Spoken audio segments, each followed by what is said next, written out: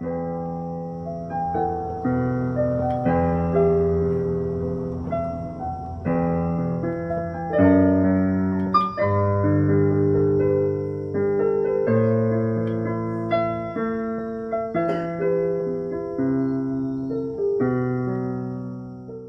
les enfants! Alors, je pense que vous avez tous regardé la dernière animation. On parlait de Jésus qui est arrivé, qui a cherché des disciples. Il en a fait des pêcheurs d'hommes. Alors, vous avez bien compris que des pêcheurs d'hommes, ça voulait dire qu'il a cherché des hommes qui étaient capables de venir avec lui, de faire comme lui, de le suivre de partout pour annoncer le royaume de Dieu. Alors, on a passé un super moment et aujourd'hui, on va parler un petit peu d'un autre sujet. On va parler d'un moment où les disciples ont passé du temps dans le bateau avec Jésus. Jésus s'est endormi et ils se sont retrouvés dans une grosse tempête. Alors on va voir la suite. Mais avant de parler de tout ça, je crois que même si on n'est plus en confinement, on a quand même besoin de se dégourdir un petit peu. Alors, place au sport. Les enfants, c'est parti, on va faire comme les disciples, on va suivre Jésus. Allez. Allez, Jésus a appelé ses disciples, il les appelle encore. Allez, vous venez les gars. Les disciples sont fous de joie parce qu'ils voient que Jésus est quelqu'un de formidable. Ils sautent de joie, ils sont contents. Bon, Jésus leur dit, allez venez, on va dans un village là-bas. On y va à pied, il faut marcher. Allez marcher, soulevez bien les genoux. Allez, on soulève les genoux. Ça y est.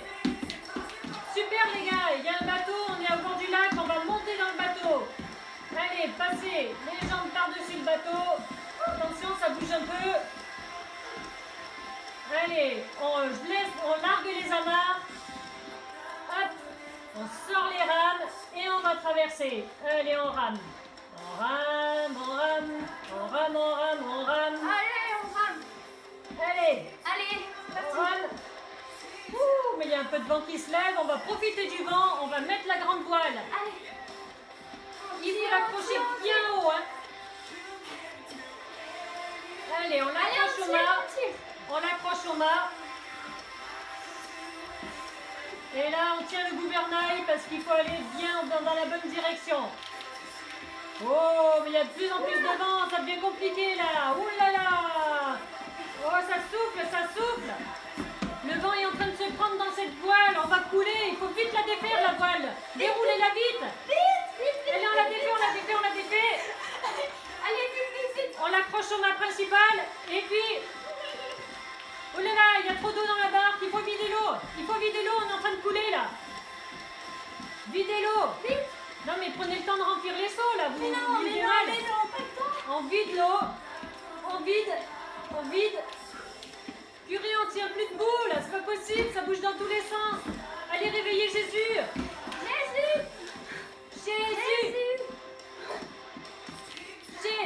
Jésus. Réveille-toi. Jésus. Ça y est, Jésus s'est réveillé. Mais dites donc, mais qu'est-ce qu'il fait? Il ordonne à la tempête de se calmer. Ah, mais d'un coup, ça va. Le vent s'est arrêté. Le soleil revient. Wouh! Merci Jésus. Allez, on saute de joie. On est content. On n'a pas coulé. Et puis ça y est, on est déjà arrivé. Ça y est, les disciples sont arrivés au bord. On sort de la barre. On est content d'aller se réchauffer au bord du feu. On va manger des bons petits poissons. Et bien voilà, les disciples sont contents. Ils ont eu une drôle de trouille, mais cette fois-ci, ils sont sauvés. Et maintenant, ils vont repartir en marchant. Mais en attendant, on est content de pouvoir avoir fait un petit peu de sport avec les disciples. Et on passe à la suite. Bah dites donc, le sport, ça commence à fatiguer. Comme quoi, suivre Jésus, c'est pas de tout repos. On pourrait croire que juste Jésus a trouvé ses disciples.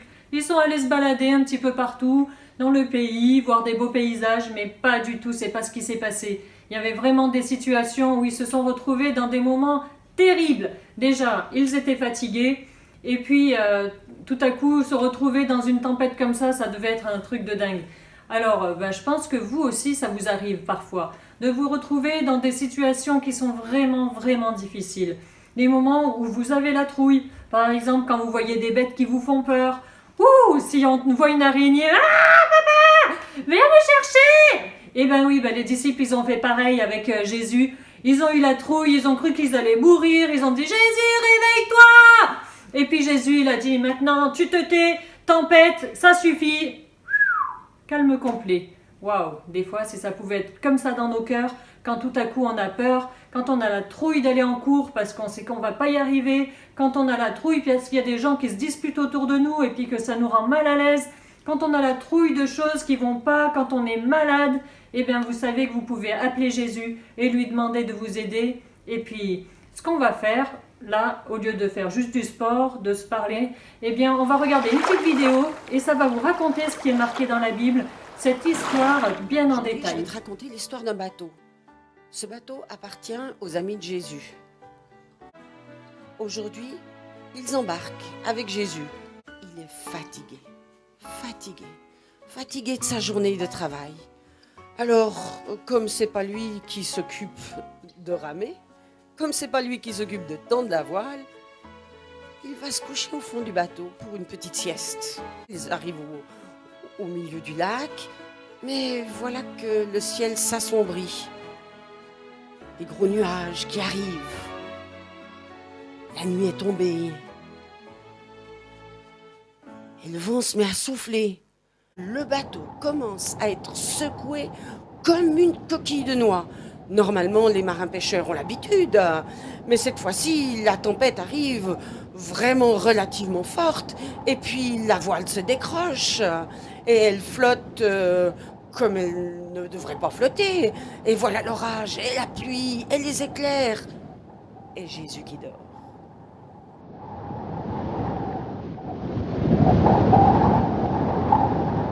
Ah, les amis de Jésus, ces bons marins-pêcheurs qui ont l'habitude du lac quand il est tranquille, mais quand il y a aussi beaucoup de vagues. Mais cette fois-ci, c'est incroyable comme ça souffle. Tout d'un coup, on ne sait plus quoi faire. Le bateau commence à se remplir d'eau. Il faut le vider avec un seau. On jette l'eau par-dessus bord, mais elle revient encore. Et puis le vent qui n'arrête pas de souffler, la pluie qui n'arrête pas de tomber, et puis le tonnerre qui gronde. Jésus, réveille-toi, on va couler. La barque est pleine d'eau, les rames sont parties, la voile est déchirée. Jésus, au secours. C'est bien que Jésus a l'habitude de guérir des malades et de consoler les gens, mais un charpentier dans un bateau qui est en train de couler, qu'est-ce qu'il peut bien faire? Enfin, Jésus se lève. Il se lève, il se frotte les yeux et il se met debout à l'avant du bateau. Je suis sûre qu'il est obligé de se cramponner un petit peu quand même. Et en voyant le vent et l'orage, il dit: le vent, tais-toi. Le vent qui baisse.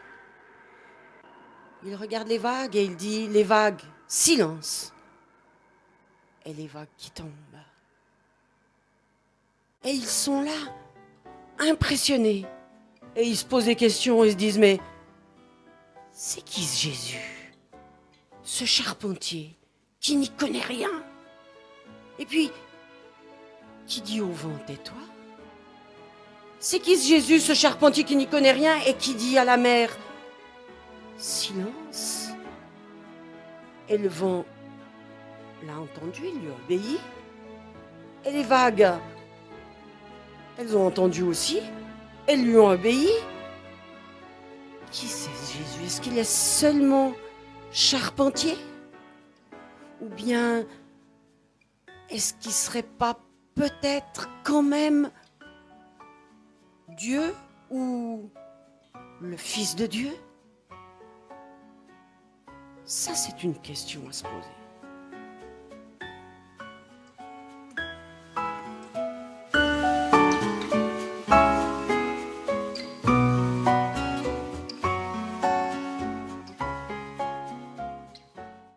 Quelle aventure viennent de vivre les disciples de Jésus dans ce bateau, dans cette tempête. Qu'est-ce qu'ils ont eu peur? Ils ont cru qu'ils allaient mourir. À l'époque, savoir nager, c'était certainement quelque chose de très rare. Donc, effectivement, là, leur vie était en jeu et ils ont cru que c'était fini.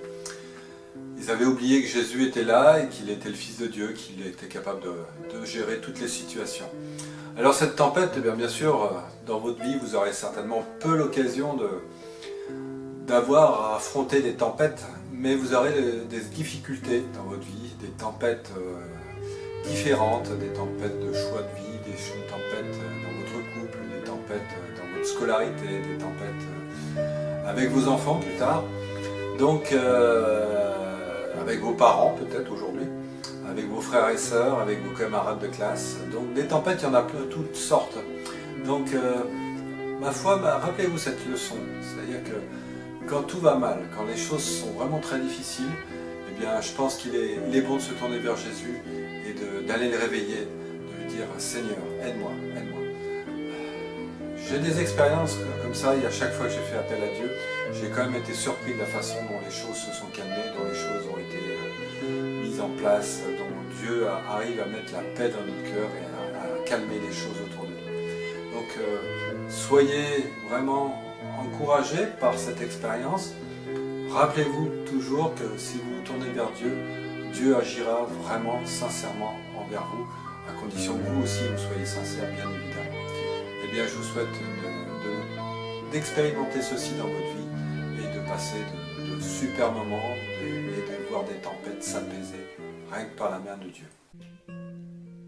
Si la mer se déchaîne, si le vent souffle fort, si la barque t'entraîne, n'aie pas peur de la mort. Si ton cœur est en peine, si ton corps est souffrant, crois en Jésus, il t'aime, il est le Tout-Puissant. Maintenant, on arrive à la fin de la leçon. On va faire un quiz pour les super explorateurs. Donc nous accueillons aujourd'hui Aurélie avec Gizmo. et Élise qui est venue avec son superbe boa, magnifique. Et donc on va faire un petit récapitulatif. Les candidats vont devoir répondre aux questions. On va voir qui va réussir à gagner ce défi. Vous êtes prêtes? Oui. Vraiment prêtes? Oui. Parce que Gizmo n'a pas l'air Non, très prête. non. Gizmo aussi. Ouais. Attention, la première qui répond. Hein. Alors, quel métier exerçait un disciple qui s'appelle Pierre? Pêcheur. Lise, est-ce que tu es d'accord? Oui, je crois que c'est ça. C'est une bonne réponse, Aurélie. Deuxième question. Les disciples dans le bateau, à votre avis, ont-ils eu peur? Les disciples dans le bateau, à votre avis, ont-ils eu peur? Oui. Aurélie, est-ce que tu penses qu'ils ont eu peur? Quand même, ça devait secouer fort, hein. Ouais. La bonne réponse est oui! Ils ont eu peur, malgré qu'ils étaient des grands pêcheurs pourtant, ils avaient l'habitude de la mer. Mais malgré tout, l'histoire nous dit qu'ils ont eu vraiment très peur. Troisième question. Est-ce que Jésus a eu peur? Même pas peur. Elle a raison. Dormez, Jésus dormait. Aurélie, tu as la bonne réponse. Quatrième question, est-ce que vous êtes prêtes? Ouais. Alors, les disciples appellent Jésus quand ils ont peur. Est-ce que c'était une bonne chose? Bah non. Non, bah non. Et pourquoi non?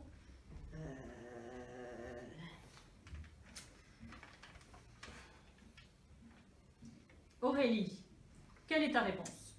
Bah non, hein, ils étaient en train de dormir, pourquoi le déranger? Il était Il bien valait là mieux pour son mourir en sommeil. paix, tranquillement endormi au fond du bateau. C'est question de point de vue. Les deux candidats ont une mauvaise réponse. Ah. Ils ont bien fait d'appeler Jésus, Voilà. sinon la tempête ne se serait certainement pas calmée. 5e question. Que veut dire avoir confiance en Dieu?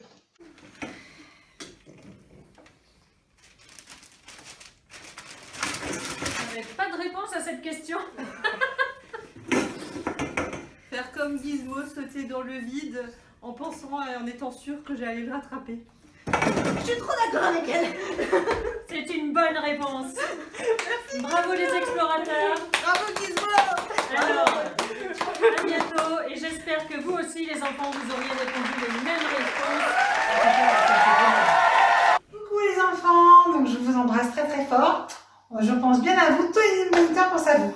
Donc moi aujourd'hui je vais vous proposer une petite chanson en fait qui rappelle un petit peu Jésus en fait dans la barque. Donc je vais vous la montrer, il y a des petits gestes. Ça fait ma vie est une toute petite coquille de noix placée au milieu de l'océan furieux, mais je sais que jamais elle ne coulera car je l'ai mise dans les mains de mon Dieu.